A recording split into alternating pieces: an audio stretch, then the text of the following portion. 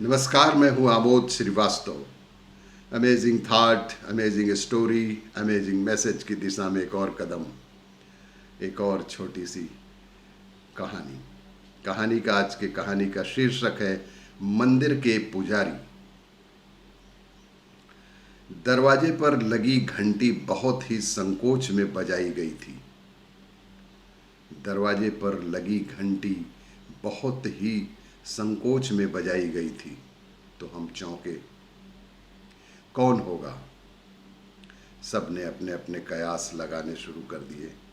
किसी ने कहा दाई होगी, नौकर होगा, धोबी, ड्राइवर, दादाजी, सब्जी वाला। लेकिन सबकी घंटी बजाने की स्टाइल अलग अलग ही होती है और आज की ये घंटी उन सब से एकदम अलग थी। ऐसा महसूस हो रहा था कि बहुत पीड़ा से, बहुत बहुत ही संकोचवश बजाई गई घंटी है। इस घंटी का स्टाइल ही सबसे अधिक था। और वैसे भी 45 दिन से अधिक चल रहे अज्ञातवास में न कोई दोस्त आ रहे हैं, न कोई रिश्तेदार। घंटी बजी है। गेट पर जाकर देखा तो मोहल्ले के मंदिर के पुजारी, वयोवृद्ध पुजारी जी खड़े थे। मैंने चरण स्पर्श भी नहीं कर सका। डर के मारे मैं उनका चरण स्पर्श भी नहीं कर सका।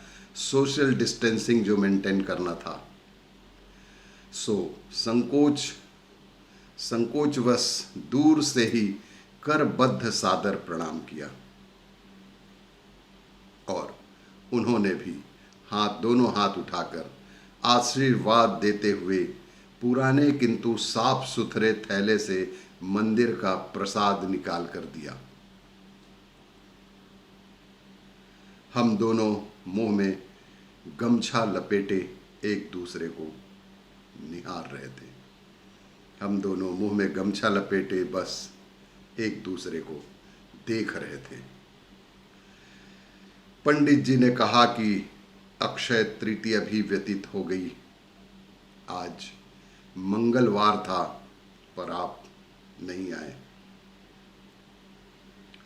हमने वर्तमान परिस्थिति स्पष्ट करते हुए समझाना चाहा कि स्थिति आप देख ही रहे हैं। अब तो भगवान जब सब ठीक ठाक करेंगे तभी आना हो सकेगा। तभी पंडित जी ने मुंह से अपना गमछा हटाया। वे धीरे धीरे सुबकते हुए, लगभग रोते हुए बोले कि आप लोगों के दान और चढ़ावे से ही मेरे परिवार का भरण पोषण होता है। 1 महीने से सब बंद है। भूखों मरने की नौबत आ गई है। बहुत ही दयनीय स्थिति उन पुजारी जी की थी। हम लोगों के लिए अन्य कोई व्यवस्था नहीं है। हमें भूख नहीं लगती है क्या? हमें खाना नहीं खाना है? हम भी आपके धार्मिक मजदूर ही तो हैं। पंडित जी ने बहुत ही कातर और बहुत ही दयनीय स्थिति में कहा कि हम भी आपके धार्मिक मजदूर ही तो हैं। हम उद्विग्न हो उठे। अपने परिवार को कोरोना से सुरक्षित रखने की चिंताओं के बीच हमने इनकी चिंता ही हमें नहीं रही। हम उद्विग्न हो उठे। हमने अपने परिवार को कोरोना से सुरक्षित रखने की चिंताओं के बीच हम इन लोगों की चिंता करना ही भूल गए। हमने उन्हें शाब्दिक सांत्वना देते हुए घर के अंदर आने को आग्रह किया। सूखे कपोलों में ढल के आंसू पोंछते हुए पंडित जी ने स्वल्पाहार लेने से मना कर दिया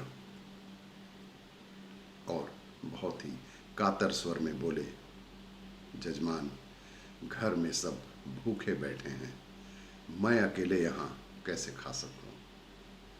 घर में सभी लोग भूखे बैठे हैं, मैं यहाँ अकेले कैसे खा लूँ? तभी तत्काल मोहल्ले की परचून की दुकानदार को फ़ोन कर महीने भर का राशन पुजारी जी के घर पहुँचाने का आग्रह किया तो पुजारी जी संतुष्ट हुए और हजारों हजार आशीष देते हुए बार बार पीछे मुड़कर हमें कृतज्ञ नेत्रों से देखते हुए पुजारी जी वापस जा रहे थे। धर्मवाहकों का भी ध्यान रखें। सड़क चलते राहगीरों से हाथ फैलाकर भिक्षा मांगने के लिए इन्हें विवश ना करें। और मध्यम वर्गीय परिवार, हमारे आपके आश्रय से ही इनका परिवार भी पलता है।